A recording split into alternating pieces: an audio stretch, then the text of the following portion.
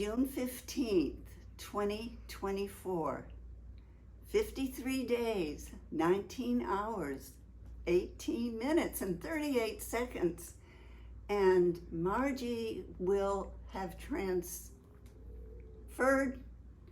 to the Holy Spirit on August 8th at 11/11/2024. Margie, can you tell us what this last month has been like for you?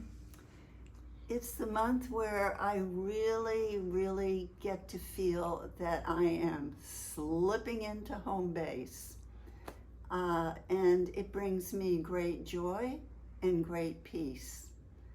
I know that it's happening because I can feel that my mind isn't as sharp, but that allows me to know that I've got a little bit of a foot in this world and more of a foot and leg in the next world. So I know this death date is really about to happen. You know, it's only going to be a little over 7 weeks. And how have you been preparing for that? Well, I'm preparing by tuning into the Holy Spirit all the time. So when I wake up in the morning, I go to my lanai, I sit there and I write with him, and then I go to the computer and I hear his words come through again and type that out for book 9. I'm expressing my joy and appreciation to the Holy Spirit for bringing me to this place of peace. I really am in complete peace. Now, he's enabled that peace through giving me a friend who will be beside me through the death date. And this is Roxanne. She's my executor, and she's a priest, and she's tuned into the voice of the Holy Spirit. She has a home with an apartment where I can move for the last 5 weeks of my life because my condo complex is doing a renovation on its 440 units, taking out the pipes, taking down the walls, destroying the showers, etc. for 440 units. And we have to be out of here for 6 weeks. So I only have 2 weeks left in my condo. And Roxanne is orchestrating how the removal of everything is to go. She's bringing in the people to help all the removal and to prepare the condo as has to be prepared for the renovation. If I did not have the kind of help that I'm being given, it would leave me in a panic. But with Roxanne and the Holy Spirit, I'm at ease. I don't have a future and I don't have a past. I'm accepting what is, and I'm letting go of everything that I have. Interestingly, what I have found after giving away paintings and treasures and gold jewelry and on and on and on, now I'm at the stacks and bags of little shells that I've collected on the beach. And yesterday I was walking the beach and I took a little handful of shells. Oh, it makes me cry because they are so precious. And I don't want to part with the shells. I mean, anyway, it does bring me to tears. And what I realize is the shells are all the expressions of the love of God. They're the basic expressions. And that's what he said to me today. This is what you're parting with, but you're not parting with, because we are one. We are one with Source.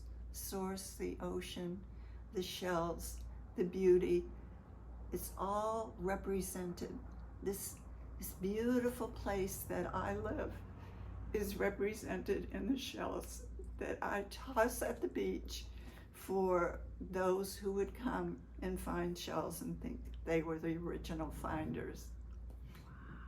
That's powerful. It's very powerful. Beautiful. It's really beautiful.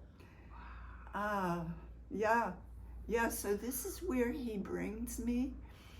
Each day he brings me to the next and the last, I think every day, letting go. And I've let go of the world. I've let go of this condo. I mean, I have the perfect condo, I believe, on Maui, the perfect view of the ocean, the whales, the mountain. It's absolute beauty, and I'm done. I'm done. I don't need it. I don't want it. I'm ready to go. I am totally ready to go. Margie, do you see a correlation between your house, your condo being destructive, being torn down, and you moving out? Do you Absolutely. Can you talk about that a little bit? So the destruction of the condo, which will leave it needing total renovation, for me is this tremendous gift. I am so grateful to the Holy Spirit. He even planned the destruction of my particular stack in the building on my death date. It's the clearest message. I'm getting you out of here. And there's no option. There's no option. You have to go. This is the proof. I mean, it's exquisitely planned by him. Great, thank you. And I have no sense of what's coming up, and I don't care. I don't care. None of it matters. I don't even care about the books. I mean, the books are the purpose, or were the purpose, but now my death date is the purpose of my life.